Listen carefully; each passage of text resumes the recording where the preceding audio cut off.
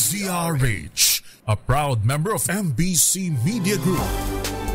6 na minuto na makalipas ang alas 4 ng umaga. The President's Agenda. The President's Agenda. Ang ika-4 na SONA, a DZRH Special Coverage.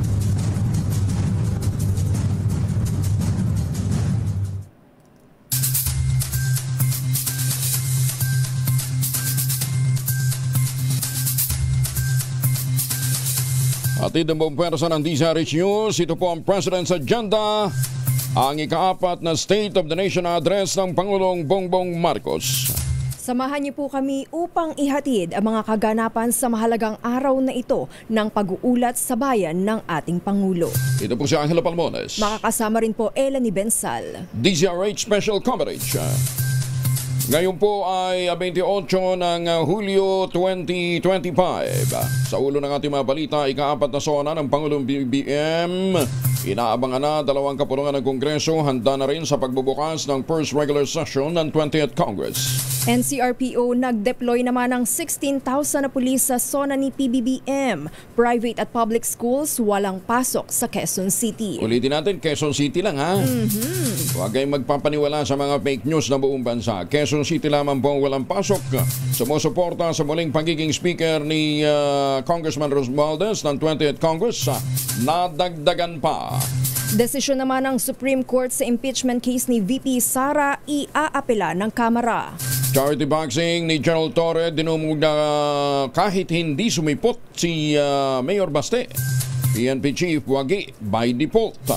Pilipinas magiging cyclone-free hanggang matapos ang Hulyo. Ilang lugar sa Luzon uulanin ngayong Lunes, epekto naman yan ng habagat. The President's Agenda. The President's Agenda. Ang ika-4 na SONA, a DZRH Special Coverage. Sa detalye ng ating mga balita, kasama pa rin natin ang buong radyo natin FM nationwide, ang ating mga action radio station sa Luzon, Visayas at Mindanao. 91.7 BNFM Radio sa Cebu at 94.3 FM sa Jensan. Asahan ng maulan na panahon sa ilang bahagi ng Luzon ngayong Lunes, epekto ng southwest monsoon o habagat. Ayon kay Veronica Torres ng Pag-asa, malaking bahagi ng Luzon ang makararanas ng kalat-kalat na pag-ulan, kabilang ang Cagayan Valley, ang Cordillera Administrative Region, Ilocos Region, Central Luzon, Laguna, Batangas, Cavite, Rizal at Mimaropa. Dulot pa rin yan ng habagat. Sinabi ni Torres na posibleng magkaroon ng fair weather at ng nalalabing bahagi ng Luzon, partikular na ang Quezon Province at Bicol Region. Ngunit may tsansa pa rin ng localized thunderstorms, gayon din mararanasan ang ganitong sitwasyon sa Visayas at Mindanao. Walang inaasahan ng Pag-asa na tropical cyclone o anumang sama ng panahon na maaaring pumasok o kaya mabuo sa loob ng PAR hanggang sa matapos ang buwang kasalukuyan. Ang habagat pa rin ang patuloy na magdadala ng mga pag-ulan sa malaking bahagi ng bansa, partikular na sa kanlurang bahagi ng Luzon. Samantala, may tsansa naman na umulan sa Metro Manila ngayong umaga, habang thunderstorms na dulot ng localized thunderstorms ang asahan sa dakong hapon o gabi.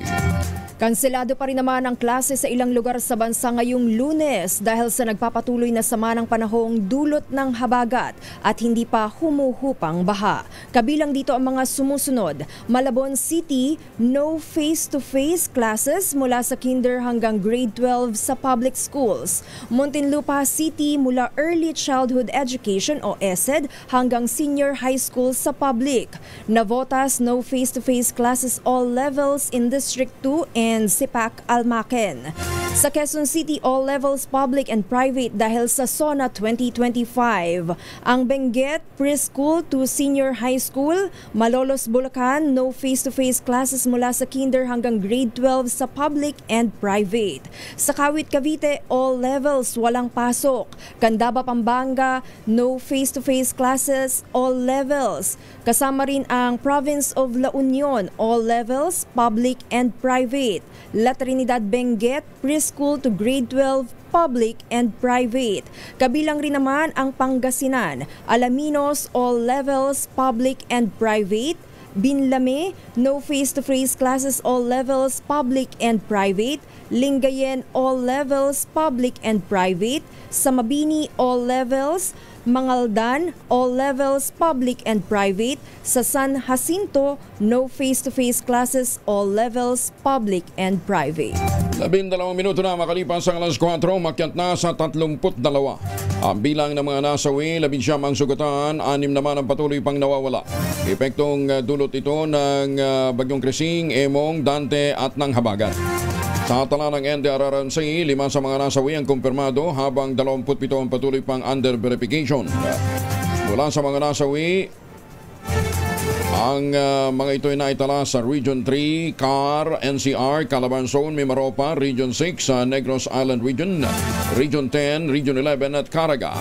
Samantala, aabot naman sa 30.41 million pesos ang halaga ng mga food at non-food relief items. Ang naipamahagi na ng Philippine Amusement and Gaming Corporation sa mga komunidad na sinalanta ng malalakas na pagulan at pagmaha sa iba't ibang paligid ng bansa.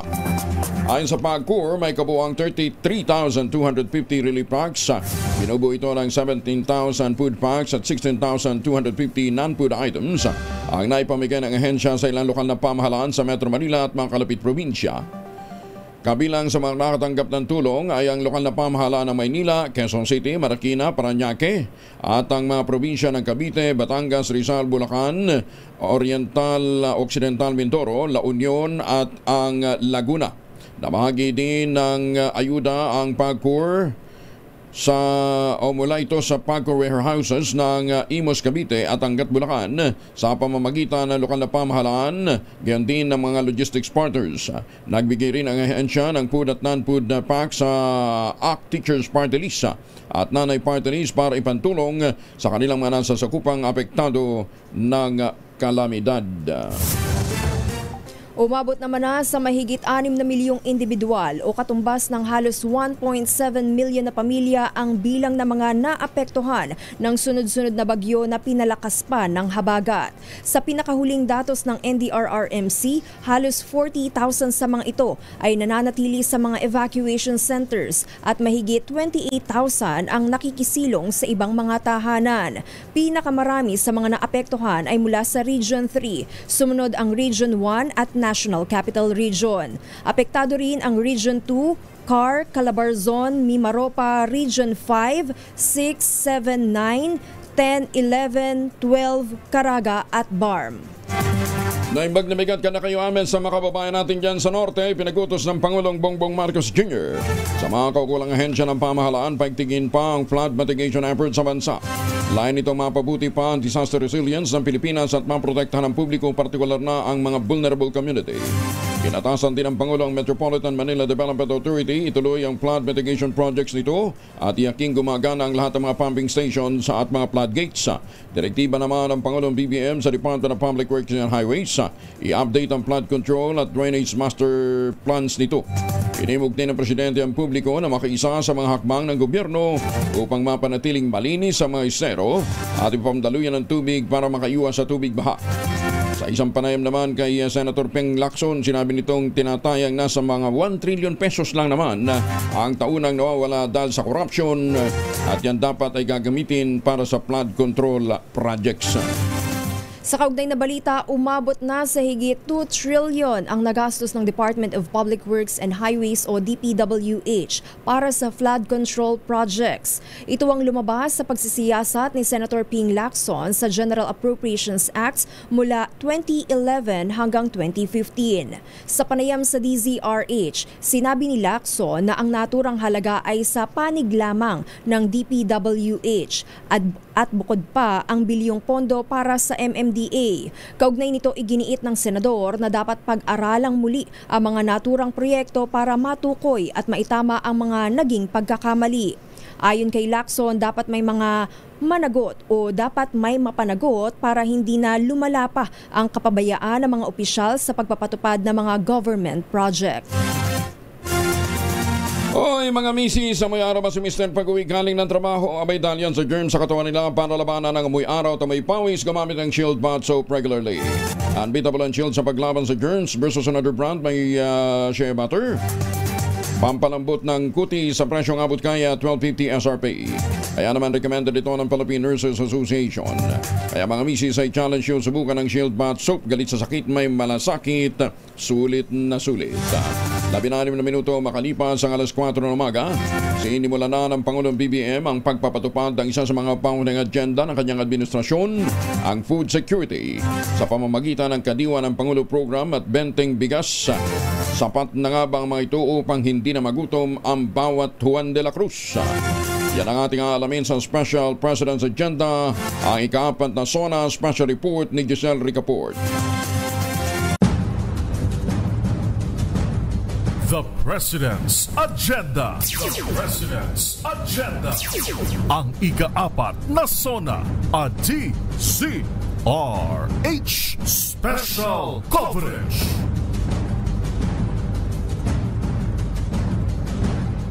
It's unsustainable. It's really the what people are saying. Watch me sustain it. And then we'll talk in May of 2028.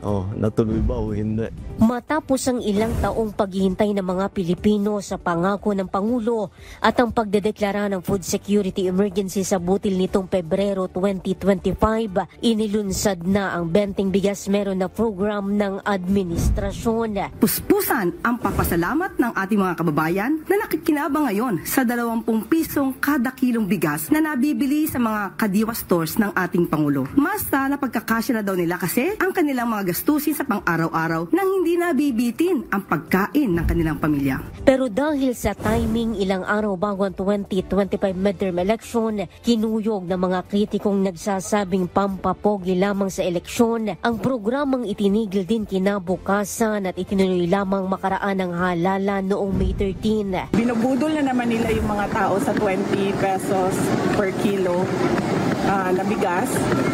At magdududa ka dahil bakit Visayas lang? Hindi ba nagugutom yung mga tiga Mindanao? Hindi ba nagugutom yung mga tiga Luzon? Nung siya nangako na 20 pesos ng bigas, ang mangyayari ay yung market price mismo ay bababa sa 20 pesos. Pero bakit nga ba ngayon lang ito na ipatupad ng pamahalaan? Sabi ni Pangulong Marcos, inatupag muna niya ang pagpapalakas sa lokal na produksyon, inagapan ang panay importasyon at inabutang smuggling na kinasasangkutan umano ng ilang opisyal.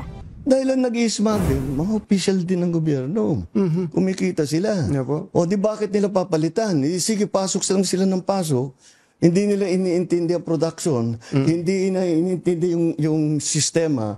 Hindi nila iniintindi ang presyo ng palay, ang presyo ng bigas, ang kikitain ng magsasaka. Mula sa Visayas, mabibili na ngayon sa Kadiwa ng Pangulo sa Metro Manila at iba't ibang lalawigan ang Benteng Bigas na pinagtutulungang isubsidize ng lokal at nasyonal na gobyerno para muna sa piling plato ng mga Pilipino.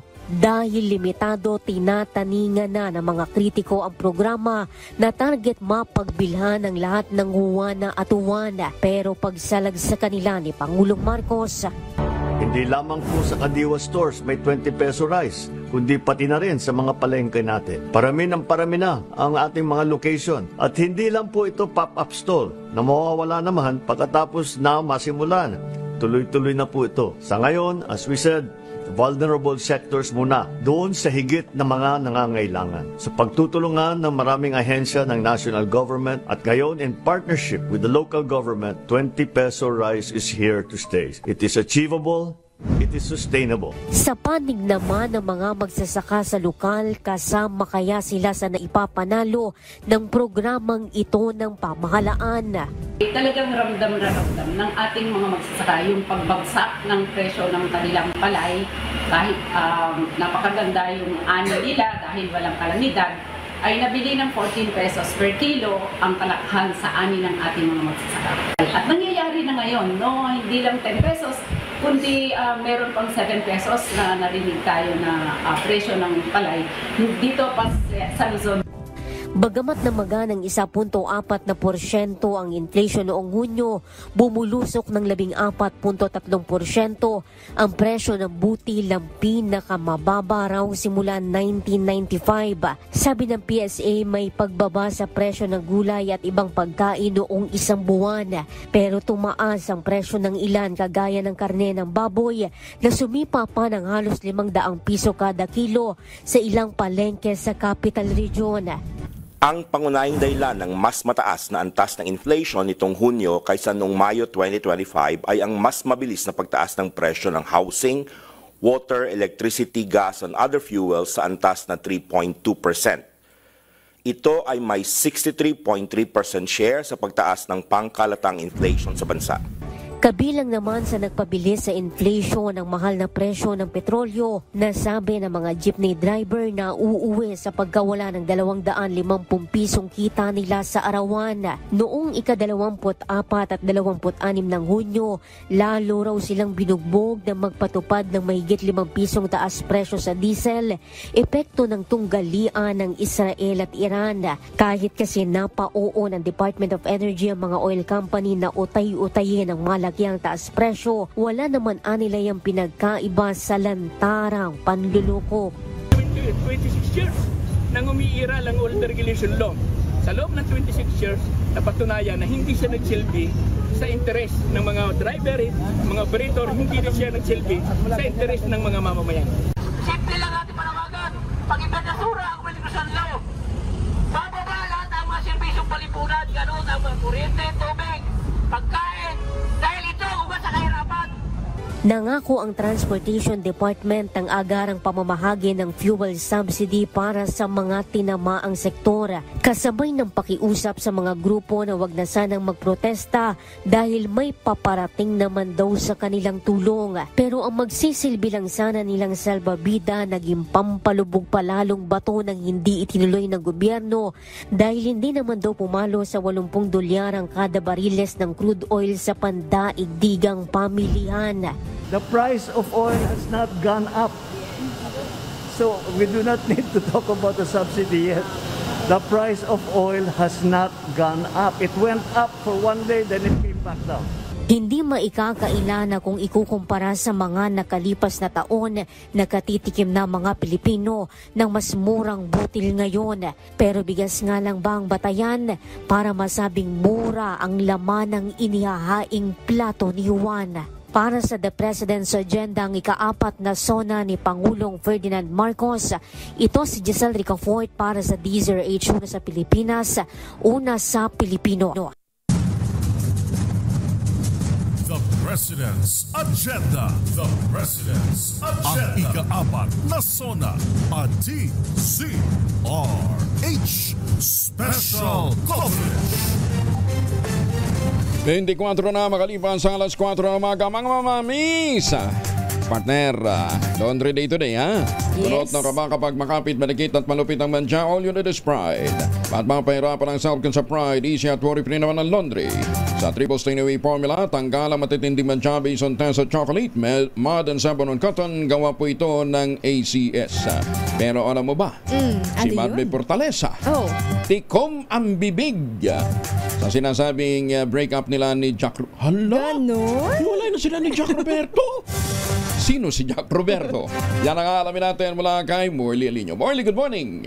Yes! Magandang morning Luzon, Visayas at Mindanao. Maulan, Kuya Angel, magto 2 weeks na pero eto, maulan pa rin. Pero tulad ng ulan, maulan pa rin sa showbiz, ang dami-dami pa rin mga chika na kung saan ay ayaw na talagang magsalita pa nitong si Barbie Fortesa matapos na maghiwalay sila ni Jack Roberto. Kapag matatanong mo lang kay Barbie Fortesa ang pangalan Jack, ay agad na nag-iiba ang timpla ng pananalita nito at ayaw nang magsalita pa. Ayon sa mga kaibigan ni Barbie Fortesa, ganun daw talaga ang ginagawa ng naturang aktres, lalo pat wala na silang relasyon ng dating jowa.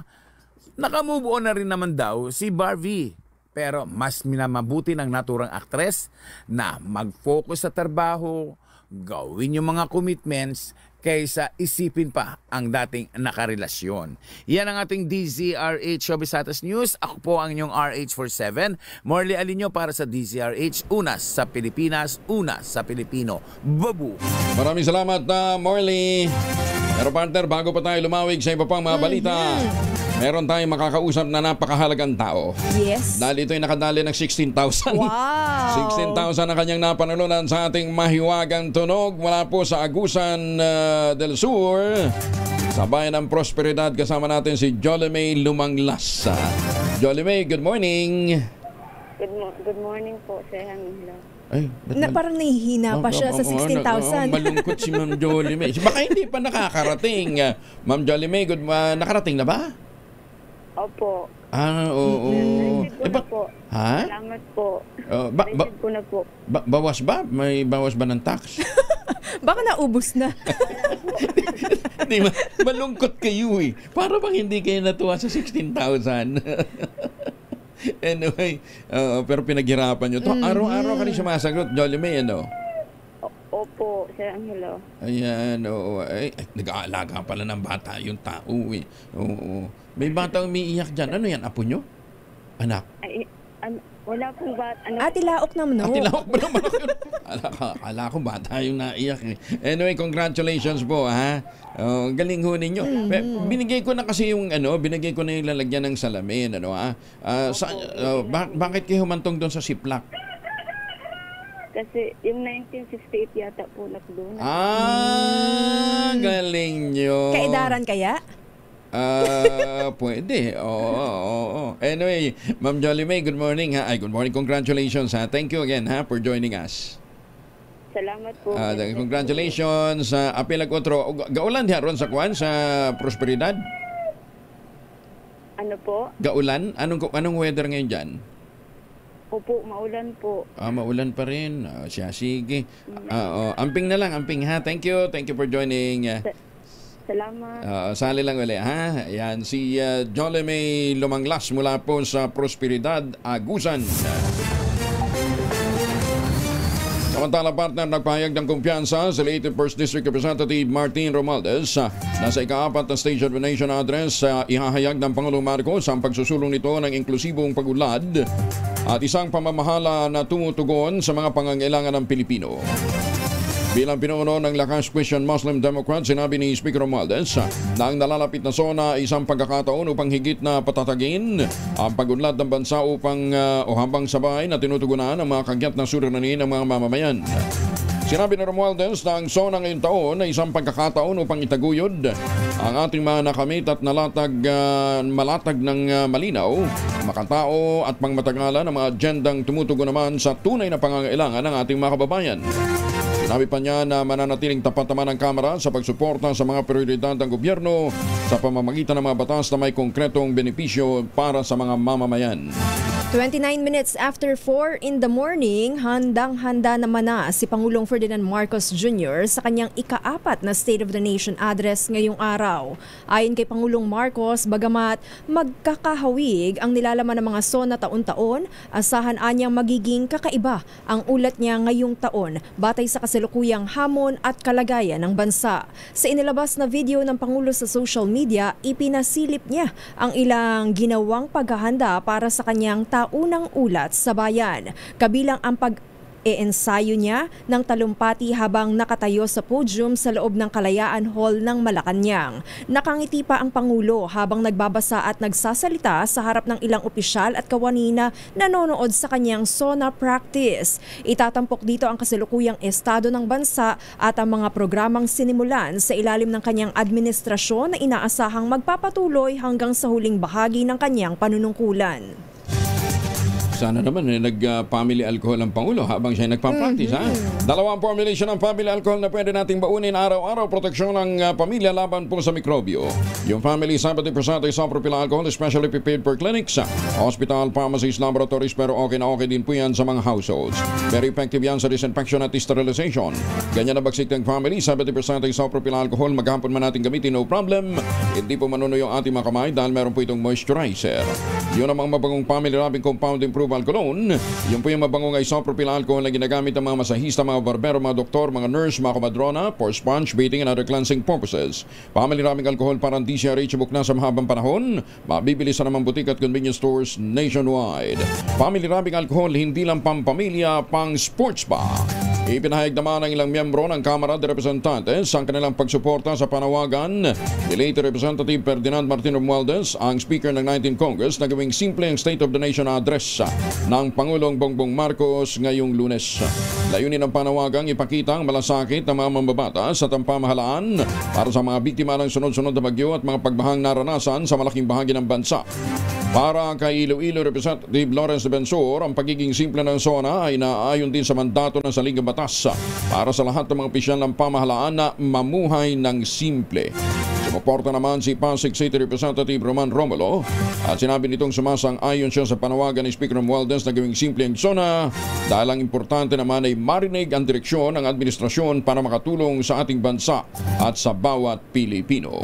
Umaasa naman ang ilang mga senador na tatalakayin ng Pangulong Ferdinand Marcos Jr. sa kanyang ika-4 na State of the Nation Address o SONA ang problema sa baha, peace and order at online gambling. Partikular na inaasahan ni Senator Panfilo Laping Lacson ang issue sa pagbaha, kapayapaan at kaayusan. Ayon kay Lacson, halos kalahati ng 2 trillion pesos na nakalaang pondo para sa flood control projects ng Department of Public Works and Highways o DPWH ay nawala dahil sa korupsyon. Para naman kay Senator Joseph Victor J.V. Ejercito, umaasa siya ng isang konkretong plano para masolusyonan ang pagbaha sa Metro Manila. Bukod pa ito sa infrastructure projects at energy transport modernization. Umaasang maririnig naman ni Senator Juan Miguel Mig Zubiri ang plano ng Pangulo hinggil sa online gambling at kung paano niya mapapatigil ang mga illegal o legal mang online sugal. Nakumpleto na ng Department of Public Works and Highways ang konstruksyon ng 98.9 million peso concrete road stretching 860 lineal meters. Ito po sa Porac, Pampanga. Sinabi ni DPWH Pampanga 2nd District Engineer Gregorio Audea Jr., lain ng proyekto na matiyak na ligtas at maging maayos ang biyahe ng publiko. Makatutulong din ninyo ito sa pagpapasigla ng lokal na ekonomiya sa pamamagitan ng transportasyon ng mga produkto at serbisyo. Bukod pa rito ang madudulot din ng proyekto sa pagpapalakas ng inter-barangay connectivity at ang pagbubukas ng mga oportunidad para sa maliliit na mga negosyo sa loob at sa paligid ng iba't ibang barangay sa naturang lugar. Salungat naman sa mga nagdaang State of the Nation address, walang mala-fashion show na ceremonial walk sa red carpet ngayong taon. Ito'y bilang tugon sa hiling ni re-elected later Representative Ferdinand Martin Romualdez na gawing mas simple ang ika-4 na SONA ni Pangulong Bongbong Marcos Jr. sa harap ng nararanasang matinding pag-ulan at pagbaha sa ilang bahagi ng bansa. Ayon kay Attorney Princess Abante, tagapagsalita ng Kamara, ito'y para mapreserba ang katimtim na SONA at tandari ng pakikiisa ng pamahalaan sa mga Pilipinong lubhang tinamaan ng kalamidad. Giit pa ni Abante, ilalatag pa rin ang red carpet bilang bahagi ng official protocol, ngunit hindi na anya ito gagamitin para sa ceremonial arrivals, fashion coverage at photo setups. Bukod dito ay mabilisang doorstep interviews lang din ang pahihintulutan at lahat ng media interactions ay kailangang sumunod sa standard security at accreditation procedures. Ang mga naturang adjustments ay nakasaad sa memorandum na inisyu ni House Secretary General Reginald Velasco. NCRPO 100% ng ready para naman sa State of the Nation Address 2025. Detalye ng balita mula kay Giselle Ricaport, RH15. Giselle, good morning. Good morning, Kuyang Angel. 100% ng handa itong National Capital Region Police Office para sa ika-4 na SONA State of the Nation Address ni Pangulong Bongbong Marcos. Sabi sa DZRH ni NCRPO Director General o Major General Anthony Aberin, mahigit 16,000 pulis nilang ipinagkakalat o ipagkakalat mamaya mahigit 22,000 sa kabuuan kabilang ang deployment mula sa iba pang mga ahensya ng pamahalaan. Dito sa kinaroroonan nating bahagi ng St. Peter Parish sa Commonwealth Avenue sa Quezon City, nakaposisyon na yung mga pulis na magbabantay sa seguridad na zona o ng zona ni Pangulong Marcos. Hanggang dito lang kasi sa bahaging ito ng Commonwealth Avenue pinapayagan o papayagan mamaya yung mga pro at anti-government group na magsasagawa ng pagkilos. Bukas na yung command post dito sa area ng Special Task Unit o STU at sa bahagi ng sa bahagi pa rin ng Commonwealth Avenue. 1,122 personnel ang nakadeploy mula sa STU APNI habang halos 2,000 naman na personnel mula sa STU St. Peter. So far, wala raw silang namomonitor na anumang banta o security threat sa zona ng Pangulo at patuloy rin daw yung kanilang monitoring sa iba't iba pang intel unit. Bagyang malakas yung bayon ng hangin dito ngayon sa area pero wala namang pag-ulan. Ito si Giselle Rico Ford para sa DZRH, una sa Pilipinas, una sa Pilipino. Salamat, Giselle. The President's Agenda. The President's Agenda. Ang ika-4 na SONA. A DZRH Special Coverage. 37 makalipas ang alas 4 ng umaga ay magandang umaga sa mga Pilipino dyan po sa Middle East, sa mga kababayan natin dyan po sa gitnang silangan, lalong-lalo na sa mga seafarers natin ha. Magandang umaga din po sa mga taga-Taipei, Taiwan, sa mga suki natin dyan sa Macau, Hong Kong, at sa iba pang panig ng Asia. Siyempre magandang umaga din po kay Evan Lang dyan sa Las Vegas, Nevada, at sa ating mga midnight singers dyan po sa San Diego, California. Ingat po kayo ha. Basta pagbabalik ko kayo ng Pilipinas, kinakailangan naman na pag nagpasalubong kayo, wag nang imported na tsokolate ha. Ayan, Sir John Yambao, kay Sir Art, kay Boss Manny, ayan ha. Meron na kasi tayong tangerine chocolate. Ang tangerine chocolate po ay produkto ng mga magniniyog, ng mga magsasaka dyan po sa lalawigan ng Quezon. Sa tulong nga po ni Dr. Helen Tan, yung po mga planting material ng kakao galing Davao, hinakot yan. Itinanim sa ilalim po ng mga nyugan, kaya ngayon nagpo-produce na sila ng dekalidad na kakao beans. Pinoprocess yan para maging tangerine chocolate. Available sa 0919-095-5935. At meron hong mag-hit 10 variants yung tangerine chocolate ha. I-check mo ninyo sa tangerinechocolate.ph. Sabi nga po ni Dr. Helen Tan, sino bang magmamalasakit sa Pilipino kundi ang kapwa Pilipino. Kaya sa bawat tangkilik natin ng tangerine chocolate, pinalalakas natin ang loob ng ating mga magsasaka, pinalalakas natin ang ating lokal na ekonomiya. Tangerine chocolate 100% gawang lokal but taste and looks global dahil ito po'y tinulungan din ng DTI at ng DOST. Sabi nga po ni Dr. Helen Tan tangkilikin natin ang gawang atin. Mga mangingisda dapat ding bigyan ng ayuda kahit hindi sila binaha. Detalye na balita mula kay Raymond Adpa sa Richmond. Raymond, good morning. Nanawagan si Senador Erwin Tulfo sa pamahalaan na isama sa mga bigyan ng ayuda ang mga mangingisda tuwing may bagyo o masamang panahon kahit hindi sila binaha. Ito ay kasunod ng kanyang pagdalaw sa lalawigan ng Palawan kamakailan. Sabi ni Senador Erwin, hindi nakapaghanap buhay ang ating mga mangingisda at walang maipakain sa kanilang pamilya kapag may bagyo o masama ang panahon. Sa ulat ng Philippine Coast Guard Station sa Palawan kay Senator Tulfo, July 19 pa hindi nakapagpalaot ay ang may 11,000 mga mangingisda sa lalawigan. Inilapit na umano ito ng Senador sa Department of Social Welfare and Development sa lalawigan na padalhan na ng food packs ang mga mangingisda lalo na yung mga nasa isla. Nangako naman si Palawan DSWD Provincial Director Eric Aborot na hahatiran na nila ngayong linggo ng food packs sa mga mangingisda dahil kumalma na ang karagatan, habang ang Philippine Coast Guard ang magdadala sa mga food packs sa mga island municipalities. Ayon kay Tulfo, makikipagpulong siya hindi lang sa DSWD kundi pati na sa Department of Labor and Employment at Department of Agriculture para masiguro na hindi maiiwan ang mga mangingisda tuwing masama ang panahon. Ito si RH28 Raymond Advaz para sa DZRH, una sa Pilipinas, una sa Pilipino.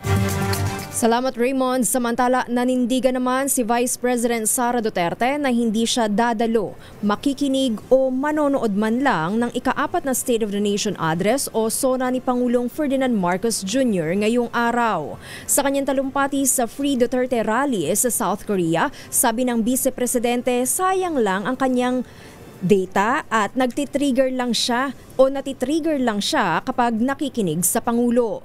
Inamin din itong minsan ay gusto niyang basagin ang screen ng kanyang cellphone dahil lampas na sa irita ang naririnig niya. Giit nito, babasahin na lang niya ang transcript ng SONA para malaman kung ano ang mga pambobola na sinabi ng presidente. Ngayong Lunes, inaasahang uuwi ng Pilipinas si VP Sara mismong araw ng SONA ng Pangulo. 41 makalipas ang alas 4, Pabahay Task Force binuo ng Tacloban PNP para sa seguridad ng mga residente. Detalye ng balita mula kay Jimmy Angay-Angay, RH32, maupay nga agad Jimmy. Binuo ng Tacloban City Police Office ang Pabahay Action Force para sa seguridad ng mga residente sa Northern Barangay ng Tacloban. Ito ang sinabi ni Tacloban City Station 3 Chief of Police Captain Kimi Bases ang panayam.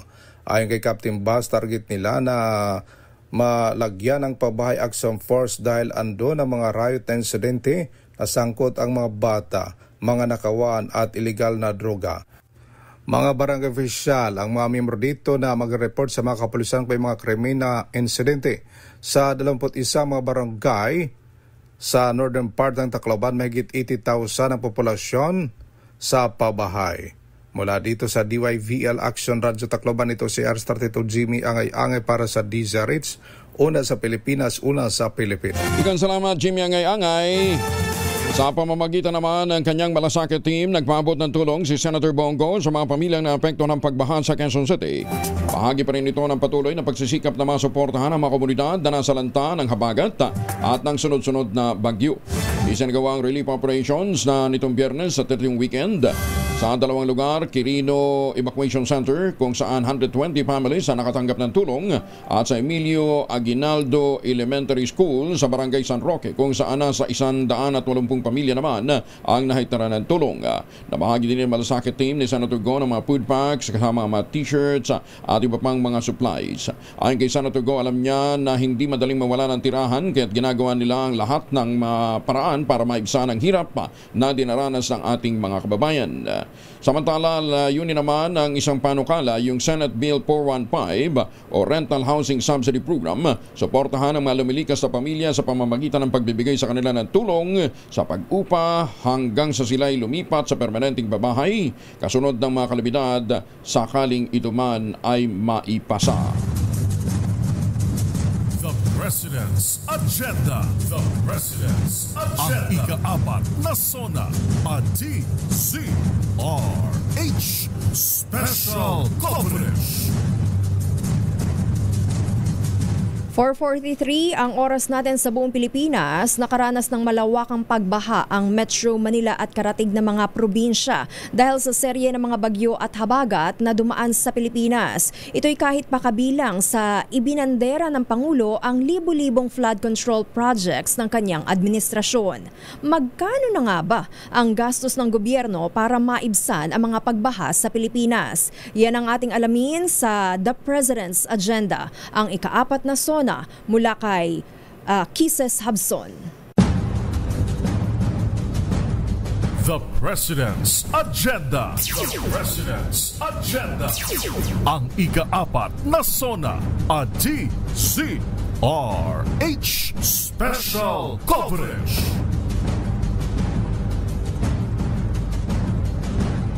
Sa pagpihit ng panahon, ang hagupit ng La Nina at mga matinding pag-ulan naman ang ating binabantayan at pinaghahandaan. Mahigit 5,500 flood control project ang natapos na at marami pang iba ang kasalukuyang ginagawa sa buong bansa. Ito ang ibinida ni Pangulong Ferdinand Marcos Jr. sa kanyang State of the Nation address noong 2024. Kabilang sa mga binanggit ni PBBM ang Flood Risk Management Project sa Cagayan de Oro at ang proyekto sa Pampanga na Integrated Risk Reduction and Climate Change Adaptation o IDRRCCA. Ang mga proyektong ito ay bukod pa sa inilunsad na Kalinisan sa Bagong Pilipinas program kung saan pinakilos ang mga barangay upang linisin ang mga pamayanan at maghakot ng mga basura na bumabara sa mga drainage system na nagiging sanhi ng pagbaha. Noong nakalipas na taon, nagbanggit din na ang Pangulo ng pagpapatupad ng 10 proyekto sa pagkontrol ng baha at ito'y nagkakahalaga ng higit 500 bilyong piso. Pero 3 araw pa lamang ang nakakaraan matapos ang SONA, nasaksihan na ng lahat ang hagupit ng Typhoon Karina at ang habagat na nagpalubog sa maraming lugar sa Metro Manila. Sinundan pa ito ng Bagyong Christine, dahilan upang mapatanong ang publiko. Ano nga bang nangyari sa flood control project na ipinagmamalaki ng gobyerno? Sa datos ng DPWH noong 2022, sa simula ng Administrasyong Marcos, nasa 128.99 billion pesos na ang inilaan nitong budget sa flood management. Nadagdagan pa ito ng umaabot sa 182.99 billion pesos noong 2023, habang noong 2024 umabot sa 244.58 billion pesos ang budget. At ngayon 2025, nasa 248.08 billion pesos. Dahil sa mga pagbahang naranasan noon lamang nakalipas na linggo, muling kinalampag ng publiko ang pamahalaan. Pero sa press briefing, sinabi ni DPWH Secretary Manuel Bonoan, umabot na sa 9,000 flood control projects ang tapos na sa buong bansa hanggang ngayon 2025 at marami pang gagawin hanggang sa mga susunod na administrasyon.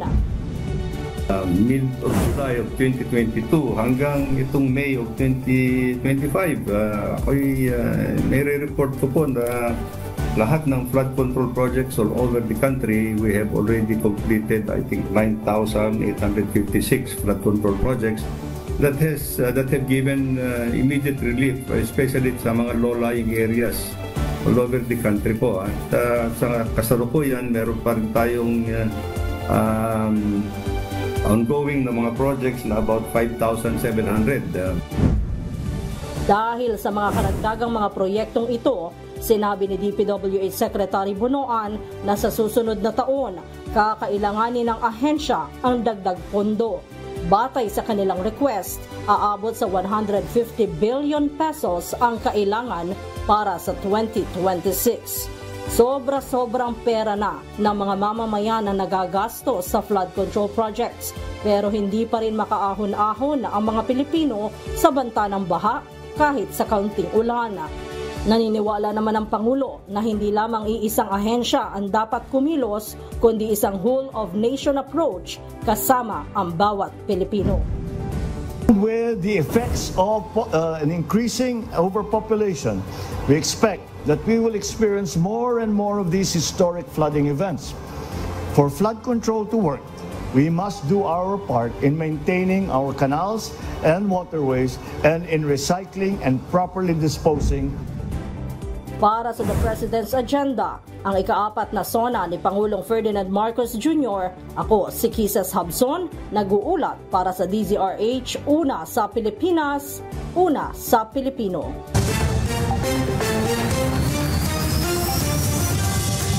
Kurentenuebe na makalipas ang alas 4 ng umaga, paghahanap naman sa magsasakang natabunan sa landslide sa La Trinidad, Benguet.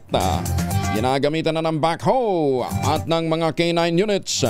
Detalye ng balita mula kay Romy Gonzalez sa RH41 na Imbag na Bigat. Romy. Gumamit na ng 2 K9 unit at isang backhoe ang mga rescuers sa Sitio Talingguroy, Barangay Wangan, La Trinidad, Benguet para mas mabilis na mahanap si Nardo Carino, ang magsasaka na natabunan ng landslide habang kasagsagan ng Bagyong Emong noong July 25, 2025 ng umaga. Ayon kay Police Lieutenant Colonel Dawson, Chief of Police ng La Trinidad Municipal Police Station, nagpasya silang gumamit ng K9 dogs at backhoe sapagkat malaking bahagi ng bundok ang gumuho na tumabon sa biktima. Tanggap na ng anak ni Nardo Carino na si Naida Cugasi ang sinapit ng kanilang ama, subalit hangad nilang matagpuan ang katawan nito para maayos ang libing niya. Sa kabila nito, nagpapasalamat sila dahil nakaligtas ang kanilang bunsong kapatid na si Ever Carino na kasama ng kanilang ama na naglilinis ng kanal nang biglang gumuho ang tagiliran ng bundok na tumabon sa kanila. Tumutuling na rin ito sa paghahanap sa kanilang ama dahil siya ang huling nakakita sa kinatatayuan ng ama bago mangyari ang landslide. Ito si RH41, Romy Gonzalez para sa DZRH. Una sa Pilipinas, una sa Pilipino. Salamat, Romy. Samantala, umaapila naman ang Trade Union Congress of the Philippines o TUCP sa Pangulong Ferdinand Marcos Jr. na isama sa kanyang 4th State of the Nation Address o SONA ang 200 million wage increase. Ayon sa TUCP, nangangalahati na sa kanyang termino ang presidente at panahon na para maging puso ng kanyang SONA ang mga manggagawang Pilipino. Malaki rin ang epekto sa mga manggagawa ng serye ng mga bagyong tumama sa bansa at ilan sa mga ito ay hindi makauwi sa kanilang mga tahanang nalubog sa baha. Nanawagan din ang TUCP kay Pangulo na agad na sertipikahang urgent ang panukalang dagdag na 200 pesos sa arawahang sahod ng mga manggagawa at isantabi ang posisyon ng Employers Confederation of the Philippines o ECOP at DOLE dahil sa umano'y nililihis lang ng mga ito ang mga agarang isyong kinakaharap ng mga manggagawa. Inuri naman ni late Representative Martin Romualdez ang pinalawak pang primary healthcare program ng Philippine Health Insurance Corporation o PhilHealth upang mas maraming Pilipino ang matulungan na makapagpagamot at mabawasan ang kanilang mga bayarin sa ospital. Opisyal lang nilunsad ng Pangulong Bongbong Marcos noong nakalipas na linggo ang Yaman ng Kalusugan Program para sa malayo sa sakit o yakap ng PhilHealth. Isang pinalawak na bersyon ng programa upang mas mailapit ang serbisyong medikal sa mga komunidad at mabawasan ang pangangailangang makonfine sa ospital. Pinuri ni Romualdez ang Pangulong Marcos sa naturang inisyatiba at sinabing ito'y patunay ng dedikasyon ng administrasyon sa pagbibigay ng mga programang tumutugon, inklusibong serbisyong pangkalusugan para sa mga Pilipino. Positibo naman ang kinatawa ng Leyden. Ang Yakap program ay makatutulong upang makaiwas ang maraming Pilipino na magkaroon ng malalang karamdaman. Samantala, alam mo bang si Vice Ganda? Anong latest? Maagang ibinida ang kanyang entry sa Metro Manila Film Festival ngayong taon. Ang titulo, Call Me Mother. Yan ang ibabalita sa atin ni Gorgie Rula. Gorgie, good morning. Ilang araw ding absent si Vice Ganda sa Eat Showtime noong nakaraang linggo at nung Sabado lamang siya nakabalik, kaya sobrang tuwa niya nung araw na iyon na pumunta siya, lumapit pa siya sa audience at niyakap niyang ilan sa kanila. Doon na rin nagpasalamat si Vice Ganda sa grupong Speed na siyang nagbigay sa kanya ng parangal sa Edis Awards noong nakaraang linggo bilang box office hero dahil sa box office success ng pelikula niyang And the Breadwinner Is. Nagpasalamat din siya sa mga special children o children with disability dahil sa nakita rin niya sa TikTok na paborito rin pala siyang panoorin ang itong mga pelikula niya. Hindi raw niya alam bakit nagustuhan siya ng mga ito na siyang nagpapakalma raw pala sa kanila. Ang sabi pa ni Vice Ganda, hindi ko alam kung bakit niyo ako pinapapasok sa mundo niyo and I'm so grateful and I'm amazed and I'm just so happy to be part of your world. Maraming salamat na napapasaya ko kayo dyan and masarap sa pakiramdam na nakakapasok ako sa mundo ninyo. End of quote. Kaya marami raw siyang dapat ipagpapasalamat at patuloy daw siya sa paggawa ng mga pelikulang magugustuhan ng madlang people.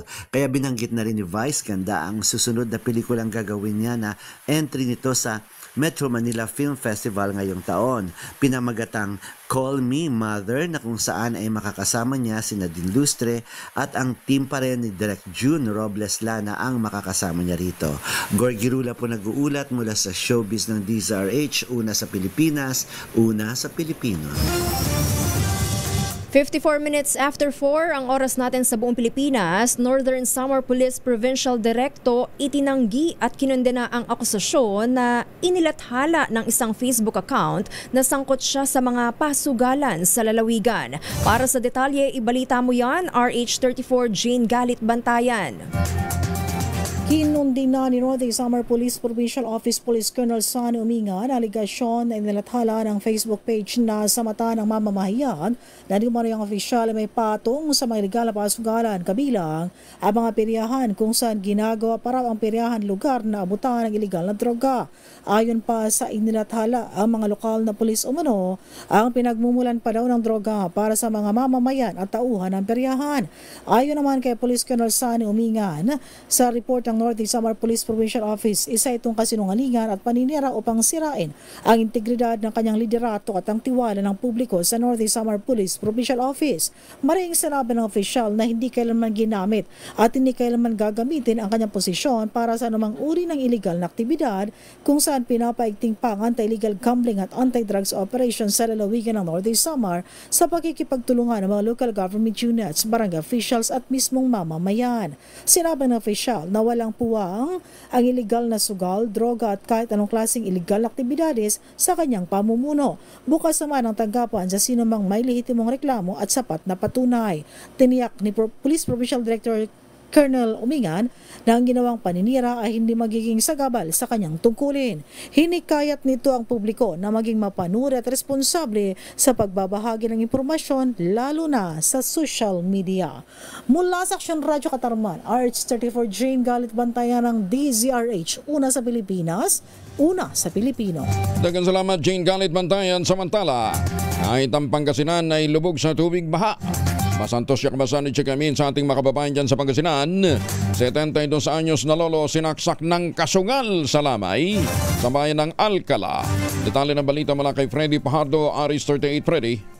Masantos siya kabusan, Kuyang Angel. Pinaglalamayan na ngayon sa kanilang tahanan sa barangay Pindangan, West Alcala, Pangasinan ang mga labi ng biktima na kinilalang si Rio Privado Dingli, 72 years old, may asawa, matapos itong masawi ng pagsasaksakin ng suspect na si Amil Postolis Licos, 45 anyos, presidente ng nasabing barangay. Sa investigasyon nila Deputy Chief of Police Captain Richard Castillo, naganap ang insidente pasado alas 4:30 ng madaling araw sa isang lamay sa kanilang lugar kung saan dating magkasugal sa larong baraha ang suspek at biktima at iba pang nakikilamay. Nang matalo na ang suspek, tumayo na umano ito at nagtungo sa kalapit na tindahan at uminom ng alak mag-isa. Saka bumalik sa mga nagsusugal at walang sabi-sabi pinagsasaksak sa iba't ibang bahagi ng katawan ng biktima hanggang sa malagutan ng hininga. Saka mabilis na tumakas ang suspek dala ang patalim niyang ginamit na siya ngayong subject ng manhunt operation ng PNP. Sinuri ng Municipal Health Officer ang biktima sa crime scene kung saan kinonpermang wala na itong buhay. Kasong murder ang kinakasan ng mga investigador laban sa pinaghahanap na suspect na si Amil Licos.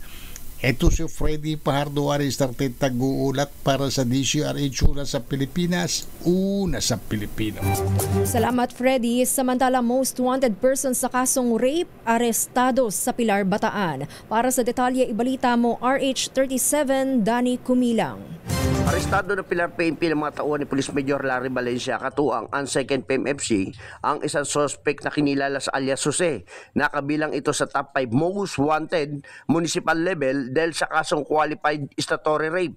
Ang operasyon na isinagawa sa Barangay Panilaw, Pilar, Bataan nitong araw ng Sabado, pinuri naman ni Police Brigade General Ponce Rogelio Piñones Jr., Regional Director ng Police Regional Office 3, ang matagumpay na operasyon at binigyan diin ang determinasyon ng kapulisan sa pagtugis sa mga kriminal. Aniya, hindi makakatakas sa kamay ng batas ang sinumang nagkasala.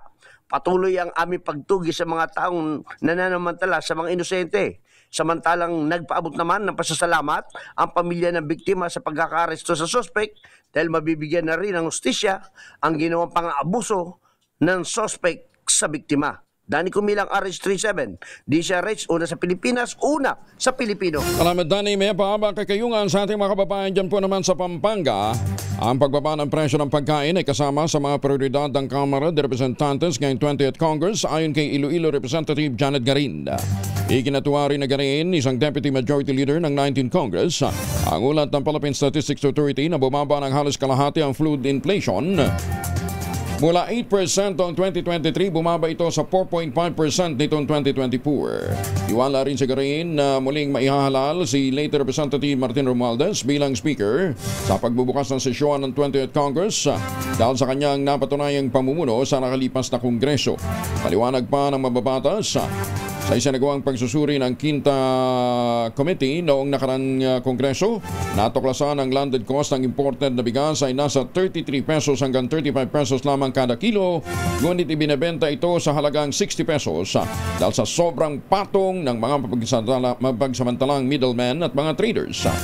Sinabi pa ng mamabatas na dapat nga ay may pagpatuloy sa 20th Congress ang mga usaping ito, hindi lamang para sa isyu ng bigas, kundi pati na rin sa iba pang mabilihin tulad ng itlog, tubig at iba pang mga commodities na dapat talagang mapababa ang presyo o na magti-trigger ng pagbaba ng presyo ng pagkain. Ay, teka nga pala sa mga suki natin, partner, ha? Baka kayo ho ay naghahanap ng magandang tulong sa inyo para ma-relax ho kayo kapag kayo ay nagpapahinga. Nandiyan po yung Ultabio, ang postbiotic with Lactococcus lactoserine plasma. Ito po'y dumaan sa mahabang clinical trial sa Japan. Sabi ko nga ho sa inyo, hindi po ito testimonial, hindi po mga kwentong kutsero, kundi human clinical trial. Ang bawat kapsula ng Ultabio ay nagtataglay ng 50 billion cells ng Lactococcus lactoserine plasma. Kaya pa na po napaka-potent po nito na pagpasok po sa ating sistema, sa ating katawan, ina-activate po nito yung PDC, yung plasmacytoid dendritic cell. Yan po yung tinatawag na commander ng ating immune system, responsable sa mga pagtataboy ng mga toksin sa ating katawan habang tayo po ay natutulog. Siyempre, pagka magandang tulog, maganda din po ang ating gising sa kinabukasan na palalalabanan natin ang puyat, pagod at stress. Ilan lamang yan sa mga benepisyo ng Ultabio. Kung kayo po ay may mga katanungan pa, mag-text lamang sa 0931-033-2871. Ang Ultabio po ay rehistrado sa Food and Drug Administration, halal certified. Available sa Southstar Drug, Mercury Drug, HB1 Plus Pharmacy, John's Pharmacy, Amesco Drug at Curamed. Pero huwag natin kalimutan, ha, ang Ultabio po ay hindi gamot at hindi dapat gamiting panggamot sa anumang uri ng sakit. Samantala, kasama muna natin si Chanel Dominguez mula sa Pag-asa. Alamin natin ang magiging lagyan ng panahon. Ma'am Chanel, good morning. Magandang umaga din po sa inyo at magandang umaga din sa mga taga-subaybay natin para sa ating weather update. Sa ngayon, wala naman tayong minomonitor na namang bagyo or low pressure area sa loob at labas sa loob ng ating Philippine Area of Responsibility. Pero meron tayong dalawang bagyo dito sa labas ng ating Philippine Area of Responsibility. Ito pong dati natin binantayan na si Emong at isa pang bagyo na may typhoon category na may international name na Crosa. Itong dalawa naman po ay wala pong direktang epekto sa anumang parte ng ating bansa, pero ito po ay nagpapa-enhance ng southwest monsoon natin na umiiral dito sa buong bansa natin. Dahil po dito, asahan po natin yung mga pabugso-bugsong pag-ulan dito sa Ilocos Region, Abra, Benguet, Zambales at Bataan. Para naman dito sa Metro Manila, Cagayan Valley, Cavite, Laguna, Batangas, Rizal, Occidental Mindoro, Oriental Mindoro, rest of Cordillera Administrative Region, rest of Central Luzon, asahan natin makakaranas tayong maulap na papawiri na may mataas na tsansa ng mga pag-ulan. Para naman sa nalabing bahagi ng ating bansa, particularly dito sa Bicol Region, rest of Mimaropa, Visayas at Mindanao, magiging mainit at maalinsangan ang kanilang tanghali hanggang hapon na may mataas na tsansa ng mga pag-ulan, lalo na sa hapon at sa gabi. So ngayon, wala naman tayo nakataas na anumang gale warning sa anumang seaboards ng ating bansa. Para po sa ating mga kababayan, asahan po natin dito po first days po ng week nating ito, magiging maulan pa rin po ang ating bansa. Pero inaasahan po natin by Thursday and Friday, magiging improve na po ang ating weather. Yan po muna latest dito sa Chanel? Yes po, yes po. Paano yung mag-a-attend ng SONA mamayang hapon? Magbabaon ba dapat ang payong? Yes po, magbaon po sila ng payong dahil naasahan po natin magiging makulimlim din po yung panahon po natin ngayon and may mga pabugso-bugso pa rin tayo mga pagbuhos. May kalakasan ba yung bubuhos mamaya? Sa ngayon po, moderate at times heavy lang po yung inaasahan po natin. Hindi na po ito katulad ng last week po natin mga pag-ulan. Ayan. Thank you, Ma'am Chanel. Salamat din po. Si Chanel Dominguez mula po sa Pag-asa. Magandang umaga sa mga suki natin dyan sa Spring, Texas, USA. Magandang umaga po sa inyo. At sa lahat ng mga nandyan sa Middle East, magandang umaga. Oras mo na sa buong kapuluan. 4 na minuto na makalipas ang alas 5 ng umaga.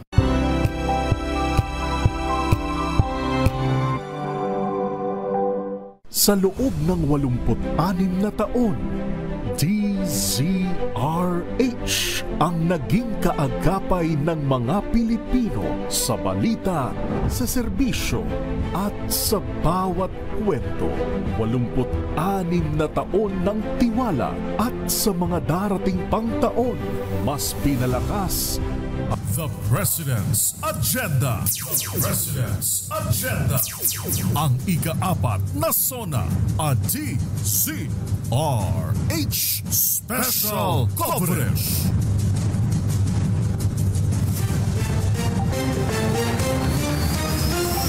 Pangulo BBM all set na para sa kanyang ika-4 na SONA. Detalye na balita mula kay Let Narciso, RH14. Let, good morning. Handa na si Pangulong Ferdinand Marcos Jr. na mag-ulat sa bayan sa kanyang State of the Nation address. Sa inilabas na video ng Presidential Communications Office, ipinasilip ang ginawang paghahanda ng Pangulo para sa ika-4 na SONA. Kabilang ang pag-iensayo nito ng talumpati habang nakatayo sa podium sa loob ng Kalayaan Hall ng Malacanang. Makikitang nakangiti ang Pangulo habang nagbabasa at nagsasalita sa harap ng ilang opisyal at kawani na nanonood sa kanyang SONA practice. Nauna nang sinabi ng palasyo na mismong si Pangulong Marcos muli ang nagsulat ng kanyang talumpati gaya ng kanyang mga nakaraang SONA. Ito si Let Narciso para sa DZRH, una sa Pilipinas, una sa Pilipino. 5 minuto makalipas ang alas 5 ng umaga, nakulong si dating Pangulong Rodrigo Duterte sa The Hague, Netherlands sa kasong Crimes Against Humanity. Kahit iginigiit ni Pangulong Ferdinand Marcos Jr. na wala siyang kinalaman, patuloy na ibinibintang sa kanya at sa kanyang administrasyon ang pag-aresto kay dating Pangulong Duterte. Ating alamin sa The President's Agenda ang ika-4 na SONA sa special report ni Yuel Reyes. The President's Agenda. The President's Agenda. Ang ika-4 na SONA at DZRH Special Coverage.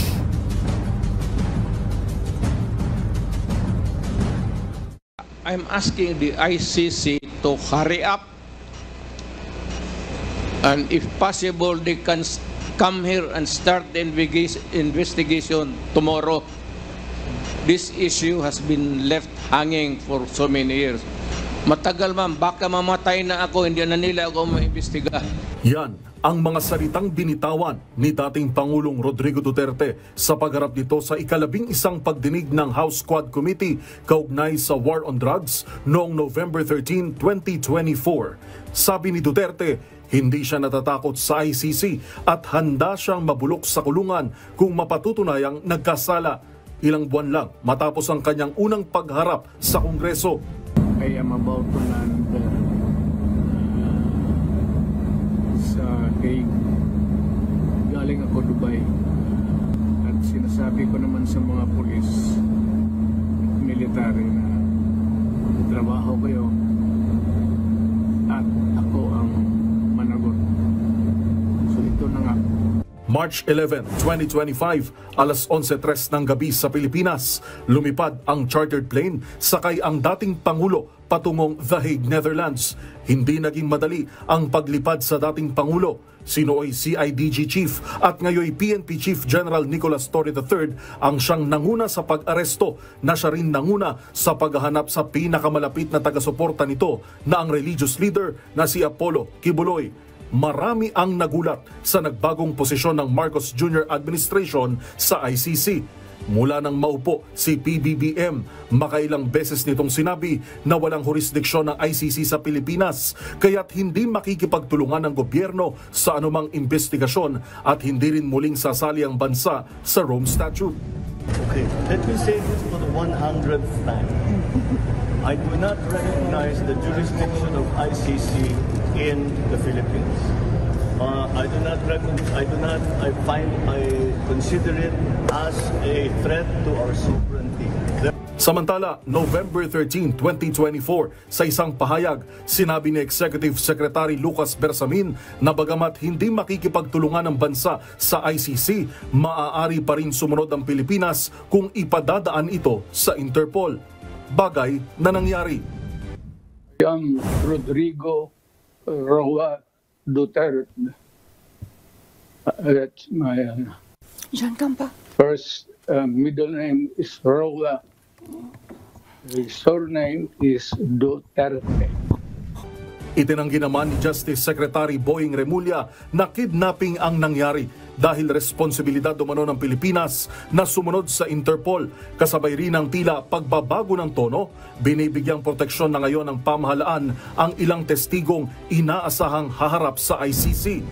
Ongoing na at I told our program director to cooperate, and so far for the past 2 months, starting May, nagsimula na itong pag-cooperate for witness protection.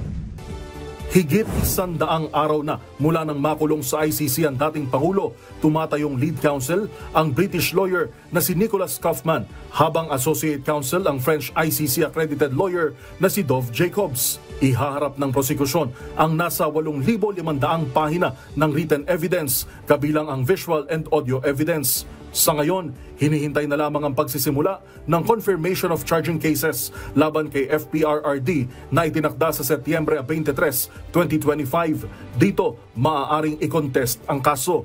Hiniling din ng kampo ang pansamantalang paglaya sa di pinangalanang bansa habang nakapending ang Crimes Against Humanity case ni Duterte. Magugunitang nahaharap ito sa kasong Crimes Against Humanity dahil sa madugong war on drugs noong miyembro pa ng ICC ang bansa at nang nagsilbing mayor ng Davao City mula November 1, 2011 at nang umalis ang bansa mula March 16, 2019. Sa pagtaya ng Human Rights Watchdogs, aabot hanggang 30,000 ang biktima ng war on drugs, mas maliit sa 6,000 datos mula sa pamahalaan. Ang tanong ngayon, masisimulan kaya ang paglilitis kung makukumpirma ang mga kaso? Gaano katagal mananatili si FPRRD sa ICC detention facility? At sasali kaya muli ang Pilipinas sa Rome Statute? Para sa The President's Agenda, ang ika-4 na sona ni Pangulong Ferdinand Marcos Jr., ito si Yuel Reyes, DZRH, una sa Pilipinas, una sa Pilipino. The President's Agenda. The President's Agenda. Ang ika-4 na sona, a DZRH Special Coverage. 5:11 ang oras sa buong Kapuluan. Aabot naman ang 220 members ng Kamara de Representantes ang dumalo sa Thanksgiving Mass sa Minor Basilica and Metropolitan Cathedral of Immaculate Conception sa Intramuros, Maynila. Kahapon po yan, Linggo. Pinawalahan ni Archbishop Cardinal Jose Advincula ng Roman Catholic Archdiocese of Manila ang banal na misa kung saan dumalo din sina Congressman Martin Romualdez, Tingog Party List Representative Jude Isidre at Sandro Marcos. Kaugnay ng pagpapahayag ng pag-asa para sa isang mas maayos at mas matatag na Pilipinas kasunod ng idinaos na misa. Ayon kay Isidre, hindi lamang ito isang tradisyon kundi pagpapahayag ng pananampalataya. Kabilang din sa dumalo sa naturang Holy Mass sina Representative Leila de Lima, J.J. Suarez, Democrito Mendoza, Rog Gutierrez, Joel Chua, Terry Ridon, Persis Indania, Rufus Rodriguez at marami pang iba. 5:21 partner ang oras. 5:12 pala. Kasama na natin si Miss Marge Horilio ng GSIS. Para naman ito dun sa mga kababayan nating naapektuhan ng mga nakalipas na kalamidad, partikular na yung pananalasa ng Bagyong Emong. Ma'am Marge, magandang umaga po sa inyo. Magandang umaga po, Sir Angelo at kay Ma'am Melanie. Magandang umaga po sa mga taga-subaybay ng Magandang Umaga, Pilipinas. Okay, siguro para mas maintindihan ng ating mga kababayan, sino lang ang pwedeng mag-loan? Unang-una po, kuya, ang pwede pong mag-loan sa ilalim po ng pinatawag naming GSIS Emergency Loan ay yun pong aming mga miyembro at pensyonado na nakatira po sa mga lugar na na-identify as a calamity area po, no? Lugar ng kalamidad ng pamahalaan. So, sila po ang talagang number 1 na qualified dito sa aming ginhawa GSIS Emergency Loan po. Pero kinakailangan nasa state of calamity yung kanilang lugar, no? Tama po kayo. Dapat po ay nadeklara ang isang lugar na calamity declared, no? Ilan pa rin po, Kuya Angel, Ma'am Melanie, na sa mga requirements o eligibility ay bukod sa dapat nakatira ang aming member at pensioner, mga miyembro po ay dapat nasa aktibong serbisyo. Pangalawa, wala pong pending admin, no, o criminal case. May nahulog po na 6 na buwan na prima o contribution sa GSIS at may matitira pa pong net take-home pay na 5,000 ayon po sa batas. Teka muna, may deadline yata kayo ng availment nito, di ba? May schedule, oo. Angel. Opo, meron po kaming deadline sa pagpa-file, no? On average, mga 1 buwan po ang binibigay namin palugit para po ang ating mga miyembro at pensyonado ay makapag-apply sa ilalim ng emergency loan program. Ayan, magkano daw? Sabi ni Eli, magkano pwedeng parang miyembro ka naman ng GSIS, hindi ka naman miyembro ng GSIS. Hanggang magkano pwedeng utangin? Ito po ang pwedeng utangin, no, para po doon sa may mga existing emergency loan up to 40,000, 40,000.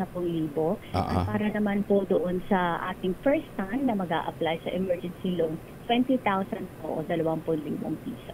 Oo. Kumusta ang connection efficiency ng GSIS, Ma'am Marge? Kuya, sa aming collection efficiency po sa loan program namin ay pumapalo po ng 96-97%. Wow. Ang loan collection efficiency. Ito po talaga ang tinututukan namin dahil ito po ay kasama sa mga binabantayan ng government, yung GCG na tinatawag namin at ng amin pong Board of Trustees and Management. Ayan. Expected naman, madadagdagan pa yung mga lugar na nasa ilalim na state of calamity, di ba? Tama po, no? Mahaba-haba na po ang ating listahan na kung saan po available ang ating emergency loan. Nire-request po namin ang aming mga miyembro at pensyonado na mag-antabay. Bumisita po sa aming website, www.gsis.gov.ph, at ang aming pong SOCMED social media pages, Facebook, Instagram, Viber, dahil doon po namin ina-anunsyo yung pinaka-latest na listahan ng mga lugar kung saan po available ang ating emergency loan. Ayan. Ma'am Marge, thank you for joining us this morning. Magandang umaga po. So doon sa mga magtatanong ng iba pang karagdagang impormasyon, puntahan po ninyo yung website po ng GSIS. Ma'am, pakiulit nga uli. Ang website po ng GSIS ay pwedeng bisitahin sa www.gsis.gov.ph. Pwede din po silang mag-follow sa aming contact center. Pwede pala silang tumawag, Kuya, 8847-4747. Meron po kami Facebook page, may TikTok, YouTube at Instagram. At pwede rin po silang mag-email sa gsiscares@gsis.gov.ph. Thank you, Ma'am Marge. Salamat. Si Marge Aurelio po, Vice President for Corporate Communications ng GSIS. Ay, maraming salamat to kayo para mabuti pa yung mga nasa gobyerno, ano ha?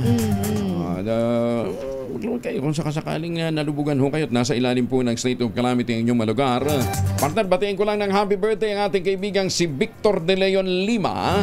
Vic Lima, nagdiriwang pala ito ng birthday ngayon. Happy birthday! Batang-bata pa si Vic. Umpisan pa lang tubuan ng buhok. Ayan. Lolo Vic, happy birthday. Ayan, At sa lahat ng mga may lakad ngayong araw nito, huwag kalimutan magbawa ng proteksyon laban sa mikrobyo. May 2 formulation ng family alcohol na pwede nating pagpilian. Yung family 70% isopropyl alcohol, especially prepared for clinics, hospital, pharmacies, laboratories, pero okay na okay din po yan sa mga households. Very effective yan sa disinfection at sterilization. Ganyan ang bagsik ng family. 70% isopropyl alcohol, maghapon man natin gamitin, no problem. Hindi po manuno yung ating mga kamay dahil meron po itong moisturizer. Yun namang mabangong family wrapping compound improved alcohol. Ayun po yung mabangong isopropyl alcohol na ginagamit po ng mga masahista, mga barbero, mga doktor, mga nurse, mga kamadrona for sponge beating and other cleansing purposes. Family wrapping alcohol parang di siya reachable na sa mahabang panahon. Mabibili sa namang butik at convenience stores nationwide. Family wrapping alcohol hindi lang pampamilya, pang sports pa. 18 na makalipas ang alas 5 ng umaga. The President's Agenda. The President's Agenda. Ang ika-4 na SONA at DZRH Special Coverage. 24 makalipas ang alas 5 ng umaga. PNP bukas na pakinggan ang mga release na ngayong 2025. Detalye ng balita mula kay Jal Paron sa RH52. Jal, good morning. Kaya inaantabayanan na kung mag-iikot din ngayong araw si PNP Chief Nicolas Torre III para siyasatin ang laban ng seguridad sa ika-4 na State of the Nation Address ni Pangulong Bongbong Marcos. Ayon sa Police General, bukas siyang pakinggan ang hinaing ng parehong pro at anti-government groups na inasahang nagpoprograma sa paligid nitong batas ng pambansa. Sa kabila nito ay ginit si Torre na bawal pa rin ang pagsunog ng EPG dahil sa environmental laws, kaya sana'y pakinggan ito ng mga magkilos protesta. Dinepensa naman ng PNP Chief ang hindi bababa sa 12,000 deployment na pulisya. bukod pa sa augmentation at reserve units. Sabi ni PNP Chief, umaasa silang magiging maayos ang lahat pero naghahanda rin sila sa worst case scenario. Wala naman nakikitang banta ang Philippine National Police sa panahon ng SONA, maliban na lamang sa sama ng panahon at siyang tunay, bumuhos pa Kuya Angel itong may kalakasang pagwalan kanina mula doon sa may Marikina City, patungo dito sa may border, sa paligid ng Batas sa Pambansa Complex sa Quezon City. Mula San Mateo Bridge, papasok dito sa QC, ay kita mo na ang checkpoints ng pulisya sa gitna ng ulan. Nabaadong nakatao dito sa lugar. Pero pagdating mo dito sa may Batasan Road, tabi mismo ng compound ng House of Representatives, abagal ng taloy ang mga motorista. Ito yung mga sakyan, Kuya Angel, na tamay sa screening ng lower chamber. Kagaya na inaasahan, higpit ang pagsuri ng security. Kasama natin dito sa traffic, ilang mga tauhan din ng media, mga media vehicle, at iba pang kotse na kung walang car pass. Dito na rin sa bahagi ito, nagpa-park sa bahagi ito ng Batasan Road. Ang siste, kahit maulan, ilan sa mga papasok sa House of Representatives, nilalakad na lamang itong papuntang gate para lamang makapwesto na ngayong umaga. So sa ngayon, ay ganito yung sistema rito at inaasahan natin na magpapatuloy itong ganito kahigpit security check hanggang sa bago magtalumpati ang Pangulong Bongbong Marcos mamayang hapon. Para sa Oras Special Coverage, ako si Edniel Parrosa, Radizer H, una sa Pilipinas, una sa Pilipino. Maraming salamat, Edniel. Sa gitna ng pangharas at agresibong mga aksyon ng China sa West Philippine Sea, hindi naman nagpapatinag ang sandatang lakas ng Pilipinas at puspusan pa rin ang pagsusumikap para sa modernisasyon at pakikipag-alyansa sa hukbo ng iba pang mga bansa. Sa ating alamin sa President's Agenda, ang ikapantaso ng special report ni Edniel Parrosa, iba pang malitalye. Edniel. The President's Agenda. The President's Agenda. Ang ika-4 na SONA at DZRH Special Coverage.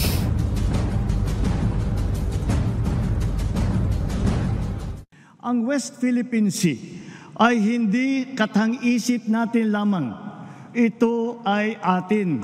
Ilang segundong pinalakpakan sa loob ng batasan at ilang sandaling tinalakay sa kasaysayan ang pagbanggit ni Pangulong Bongbong Marcos sa mga katagang West Philippine Sea sa kanyang nagdaang State of the Nation Address. Sa unang pagkakataon na naitaga ni PBBM sa taunang talumpati, hindi lamang ang itsura ng foreign policy kundi maging ang direksyon ng tanggulang pambansa sa ilalim ng Comprehensive Archipelagic Defense Concept ng kanyang administrasyon. Sa bisa nito, inililipat na ng Armed Forces of the Philippines at iba pang suporta sa security sector ang pagbabantay sa external defense o hanggang sa hangganan ng Exclusive Economic Zone mula sa dating pagtutok sa internal security kontra mga terorista at mga rebelde. Kaugnay nito ay puspusan ng Department of National Defense sa pagpanday ng mga alyansa at kooperasyon sa ibang bansa para sama-sama maipagtanggol ang kapayapaan sa Indo-Pacific region. It is incumbent upon your defense leaders and your heads of state to build as much possible mass in like-minded partnerships, building trust and confidence, and with collective action, collective purpose, and collective resolve, we then deter any unilateral attempt to reshape a world order. Kabilang dito ang mga bagong kasunduang pinasok ng Maynila na kamuka ng kilalang Visiting Forces Agreement nito sa Estados Unidos. Abril ngayon 2025, pinirmahan ng bansa ang status of VFA sa bansang New Zealand. Hunyo, nang ratipikahan ng kamukang Reciprocal Access Agreement sa Japan habang niluluto na rin ang parehong defense pact kasama ang Canada. Inaasahang magpaparami ang mga ito sa presensya ng mga banyagang sumtalo at gagamitan sa Pilipinas para sa mga joint exercise at mga katulad na aktibidad. Halimbawa na riyan ang Multilateral Maritime Cooperative Activity malapit sa Baho de Masinloc nitong Marso na personal nating nasaksihan bilang isa sa mga piling medyang nakapag-cover ang formation at drills kasama ang warships ng US at Japan.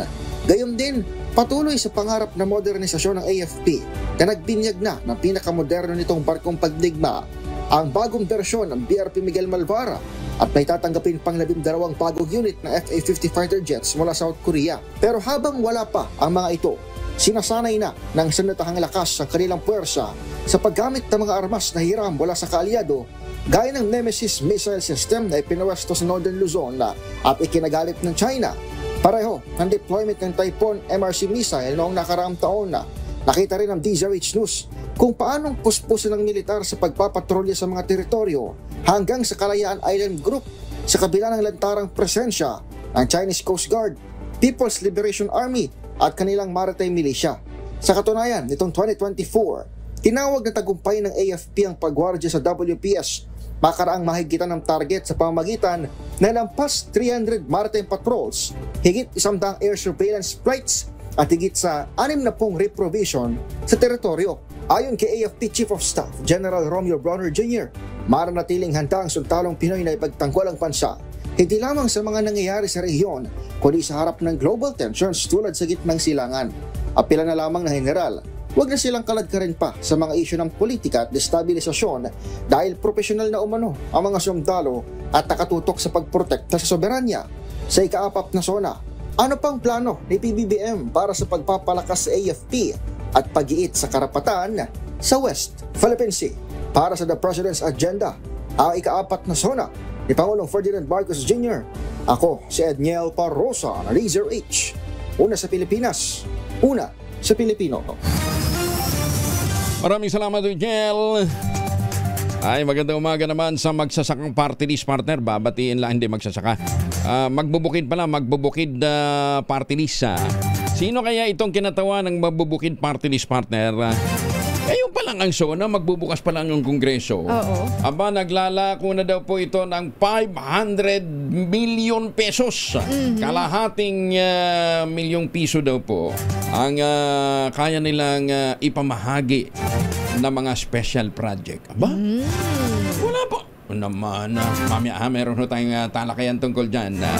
At teka muna, si Engineer Ronald Tan, ang Regional Director ng DPWH Ilocos Region Partner. Kumustahin lang natin dahil nga sa malaking bahagi ng Ilocos ang napinsala nitong nagdaang kalamidad. Director, magandang umaga po sa inyo.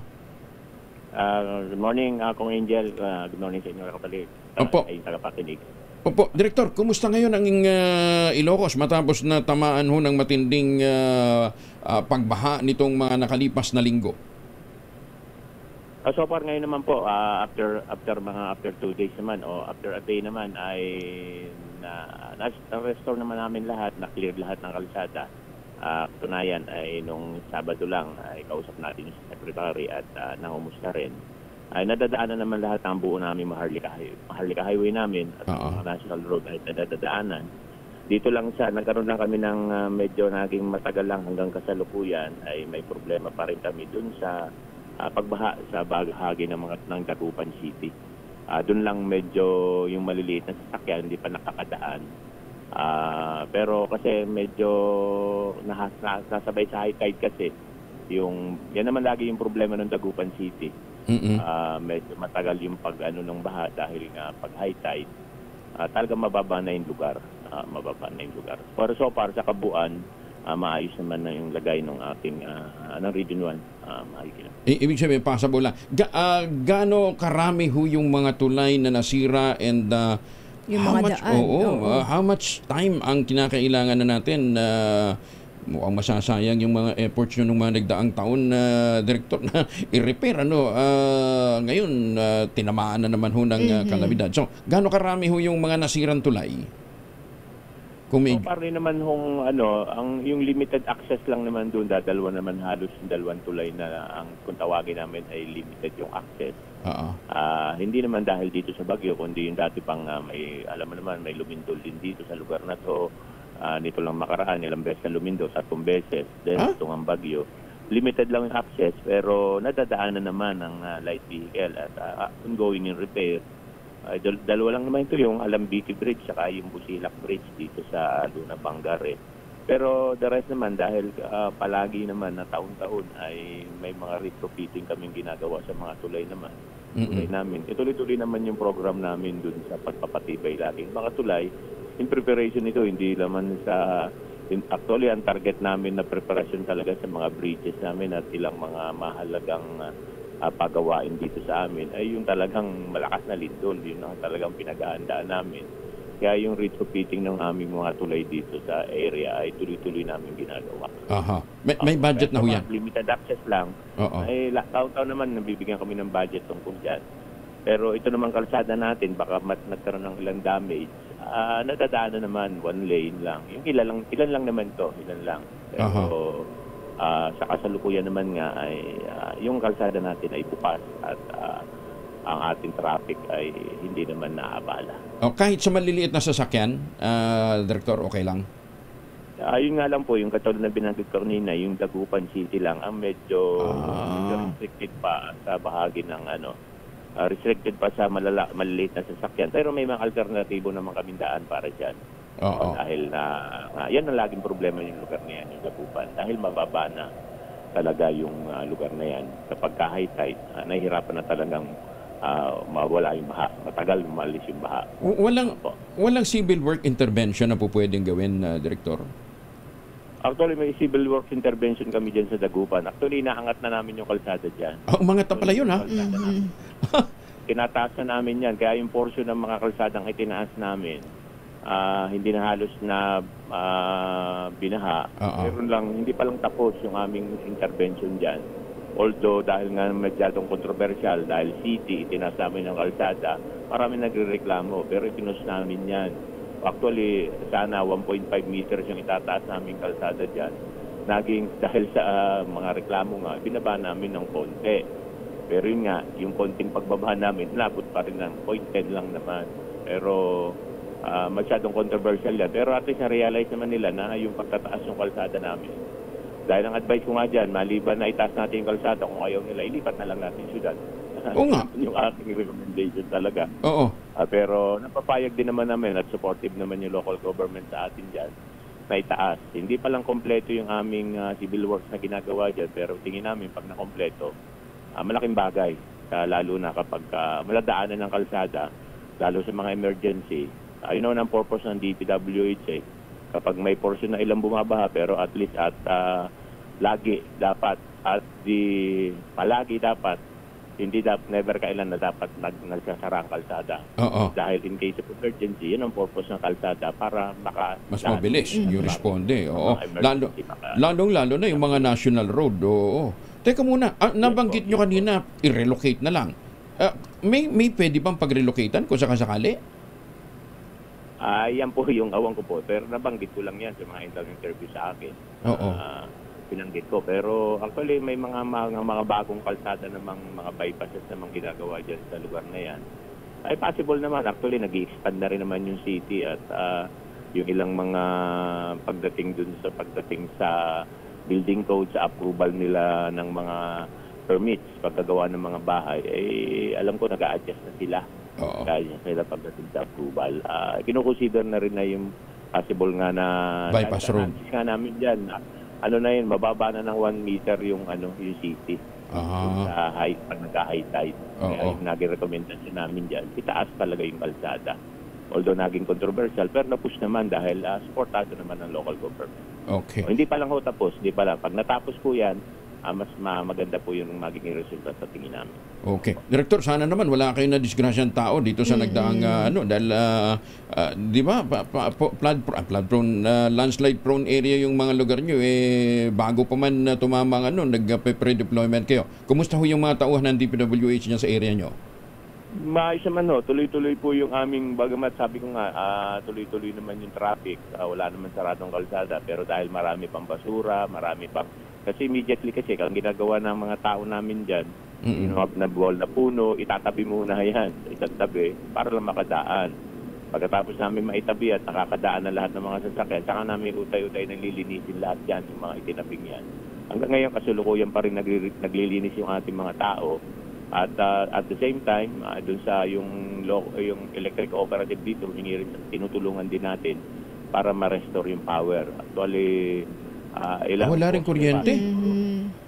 Walang, may 11 pa na poste kaming inaayos na ayusin. 11 yung posteng bumagsak sa lugar na pinatutulungan sa amin ng local ng cooperative dito. Although hanggang mula San Fernando, La Union hanggang San Juan, tuloy-tuloy naman. Nakakaapat na aming mga tao. Within the day ay baka matapos namin yung request sa aming tulong para mapacilitate. Yun din naman po yung tagubili ng ating secretary na itong lahat ng agency naman nagtutulong-tulong. Ito DOE, itong Electric Cooperative, tinutulungan dahil may equipment naman ng DPWH para mapacilitate na magkaroon ulit ng power. Director, thank you Director Ronel for joining us. Magandang umaga po, and ingat ho, lalong-lalo na sa mga tauhan ninyong hanggang ngayon ay nandun ho sa iba't ibang mga areas na tinamaan po ng kalamidad. Maraming salamat, magandang umaga po. Thank you. Si Engineer Ronel Tan ng DPWH Region 1. The President's Agenda. The President's Agenda. Ang ika-4 na SONA at DZRH Special Coverage. 5:40 ang oras sa buong kapuluan. The President's Agenda. The President's Agenda. Ang ika-4 na SONA at DZRH Special Coverage. 44 makalipas ang alas 5 ng umaga, Professor Andy Pereira, good morning. Ambassador Harry Amping, magandang umaga po sa inyo.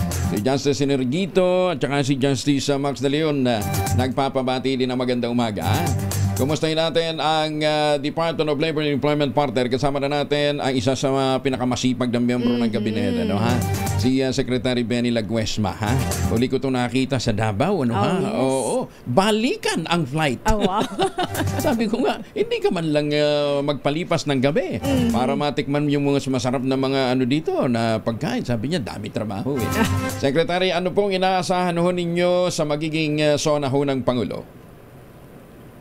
Magandang umaga, Kong Angel. Po, kasama natin si Elay. Good morning po. Magandang umaga din, Elay. At magandang umaga po sa inyong mga taga-tangkilik at taga-subaybay. May ihihirit. Kaya mo, Kong Angel, naghihintay din tayo kung ano ang malalagay doon sa SONA ng ating Pangulo. Dahil batid nyo naman, yan po ay talagang close to the heart of the President. Ganyan pong palagay ko hanggang sa ngayong araw na ito mayroon pa rin mga pag-a-analyze o pagtitingin kung ano ang mga talagang dapat mapaloob sa kanyang SONA. Pero may hinirit kayo na Mr. President, baka naman po pwede ho ito maisama natin sa SONA. Lahat ng mga cabinet secretaries may mga hirit. Siyempre, sa bahagi ng DOLE, siyempre, gusto naming matignan ano ba yung naging pagbabago o kaya maging naging improvement batay dun sa kanyang huling SONA. Siyempre may kinalaman sa employment. Yun yung aming tinitingnan dahil yun din ang magbibigay sa amin ng direksyon o kaya ng gabay kung paano pa at ano pa ang mga dapat naming pag-ukulan ng masusing pansin at yung pagdutuhin pa ang implementasyon ng aming programa at mga proyekto ng Department of Labor and Employment. May improvement ba? May significant changes ba tayo from SONA 2023 at 2023, 2024, 2025 at ngayon hong darating ho na SONA ng Pangulo? Kung titignan natin yung may kinalaman sa employment rate ng ating bansa, batay doon sa pinakahuling survey results ng ating PSA, Kung Angel at LA, may nakita naman po natin na meron po namang improvement dahil nung nakaraan pong taon na siya ay magkaroon ng SONA, ang atin pong employment rate noon ay 95.1, ngayon po ay 96.1 at ang unemployment rate noon po ay 4.1%, ngayon po ay 3.9. Meron pong pagbabago at may improvement at nakita rin namin na yung pong mga nalikhang trabaho, masasabi natin nandun po sa kategorya ng wage and salaried workers, no? So ibig sabihin, medyo pang matagalan yung kanilang trabaho at sana magtuloy-tuloy ito. Pero yung hinihirit yung legislated wage hike, meron bang inaasahan ng ating mga kababayan, mamaya? Kung Angel, alam mo, ang lagi naman namin sinasabi sa bahagi ng Department of Labor and Employment, ang kapangyarihan po ang mandato na magpanukala ng batas nasa lehislatura at kung sakali po yan ay maging batas, ang tungkulin naman po ng executive, lalo na po ng Department of Labor and Employment ay magpatupad. Sa pangkasalukuyan po, ang amin pong ginagawa, tuloy-tuloy po yung pagsasaalang-alang ng umiiral na minimum wage level sa iba-ibang mga rehiyon. Dahil ito po ang mandato ng ating pong Regional Tripartite Wages and Productivity Boards na ang nagkaloob naman din ay ang ating pong Kongreso. So, kung nais na po nilang itong authority na to ay baguhin o bawiin, nasa sa kanila po ang pagpapasya. And alam naman natin na isa sa mga threatened sector pagdating ho sa pagbabago ng teknolohiya, gaya nga po ng AI, ang sektor ng paggawa. Sekretary, ano ha? Oo. May mga ini-envision ba kayong innovation o mga bagong strategy na kinakailangang mailatag, short term, medium term, long term, para po ma-address itong threat na ito ng AI? Yes, actually, pinangungunahan pa nga ito ng ating Pangulong Ferdinand R. Marcos Jr. Dahil nakita niya na bagamat yung mga ganyang klaseng pagbabago ay hindi may iwasan, dapat ay maging handa rin tayo at bahagi ng paghahanda yung pagpapataas ng kasanayan ng ating mga manggagawa.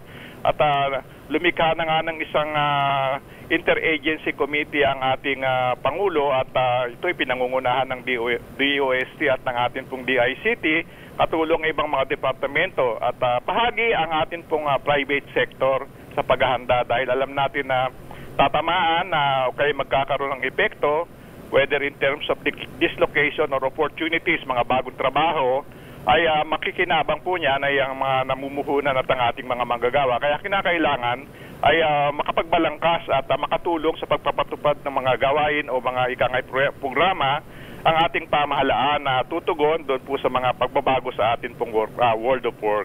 Secretary, kasama niyo kami sa mga asa na sana nga po may mga mabibitawang pahayag mamaya ang Pangulo, lalong-lalo na para sa kapakanan ng ating mga manggagawa. Thank you for joining us. Magandang umaga po, Secretary. Magandang umaga din kong Angel at Eli at magandang umaga po sa inyong lahat ng taga-subaybay. Mabuhay po ang inyong programa, mabuhay po ang bansang Pilipinas. Salamat po. Si Secretary Benny Laguesma ng Department of Labor, pero partner, 10 minuto bago mag-alas 6 na umaga, mamigay muna tayo ng pera. Ayan. Dahil malakas ang kagong makinig sa DZRH, malakas ka rin sa amin. Itodo nyo na ng malakasan ang inyong radyo at makakay na ang matiyempohan ng aming roving reporter na nakikinig o nanonood sa DZRH. Instant, mananalo ka ng malakasang 1,000 pesos sa DZRH Malakas promo hatid sa atin ng kauna-unahang radyo sa Pilipinas, DZRH. Una sa Pilipinas, una sa Pilipino. Kung yung kanina binigyan natin ng 16,000, malungkot. Oo. Tingnan natin tong bibigyan ni Sherwin Alparo. Nasa barangay 580 Domingo, Santiago, Sampaloc, Maynila si Sherwin. Sherwin, good morning. Diyos ko, malungkot pa yung 16,000. Malungkot? Ano ba? Oh. Wala energy Mukhang may pinagdadaanan siya ate kanina eh. Di ba? Ano ba yan? Oo. Kung ako makakuha ng 1,000 pa lang, talagang masaya-masaya na ako. Ay, parang gandang radyo niya, oh. Parang panahon pa ni Raha humabo niya tayo. Ano? Ay! Umaga kayo ito si Tatay. Tatay, pangalan nyo? Jesus Guevara po. Ako, masaya si Jesus ngayong umaga dahil siya ay nakahuli natin na nakatutok sa DZRH dito sa barangay 580 dito sa Sampaloc, Maynila. Tatay Jesus, kayo ba nag-aantabay sa magiging State of the Nation mamaya ng Pangulong Bongbong Marcos? Opo, para malaman ko po rin ang mga pangako ni Bongbong Marcos. Talaga na mga... Kaya mula alas 4 nakatutok ka na sa DZRH? Opo.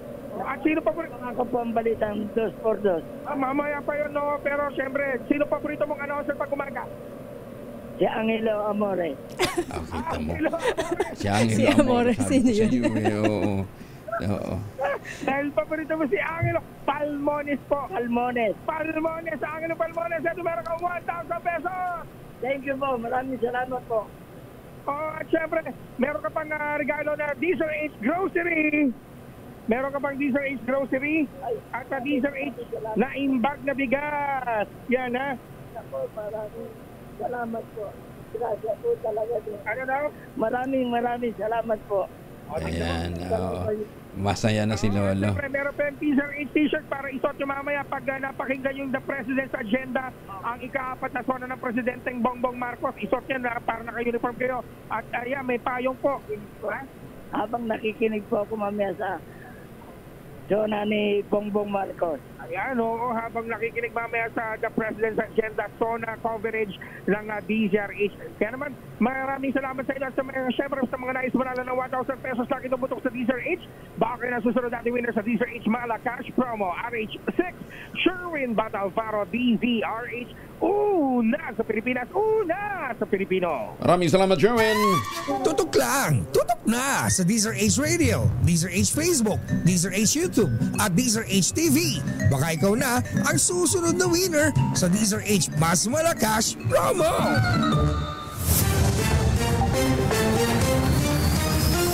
Partner, meron na lamang tayong 7 minuto bago alas 6 na umaga. Naghain na si Akbayan Representative Persis Endanya ng motion to intervene sa Korte Suprema at iniling na ibasura ang petisyong inihain naman ni Vice President Sara Duterte na kumukustyon sa inihaing impeachment case ng Kamara de Representantes laban sa kanya.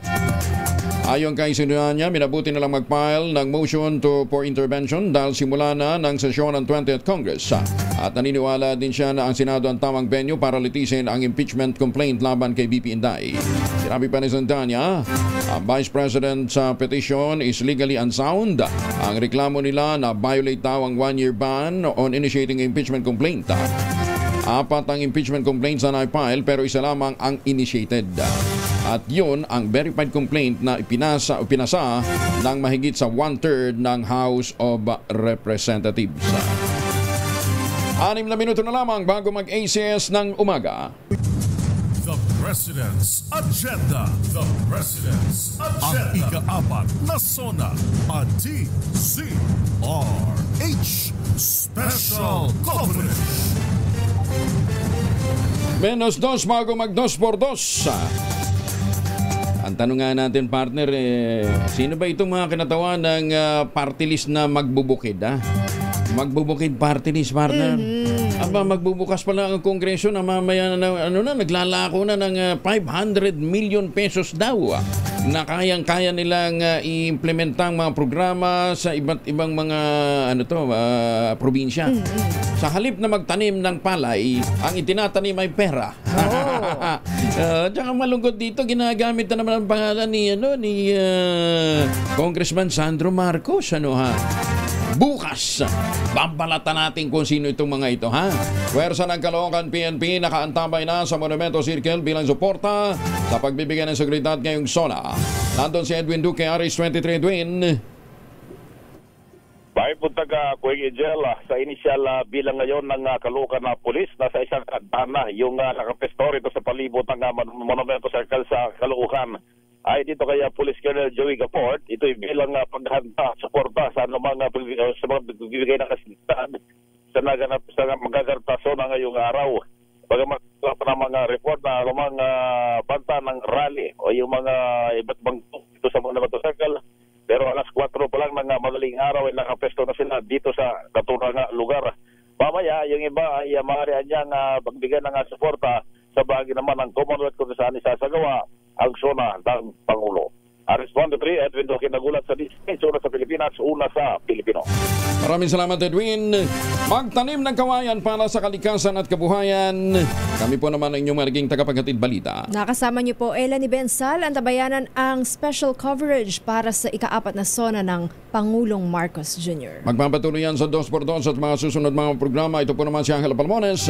Pero meron pa rin tayong siyempre quote of the day ngayong partner. Sabi po ni Bertolt Brecht, those who don't know the truth are fools, but those who know the truth and call it a lie are criminals. ACS na umaga, susunod sa ilang saglit. The President's Agenda. The President's Agenda. Ang ika-4 na SONA at DZRH Special Coverage.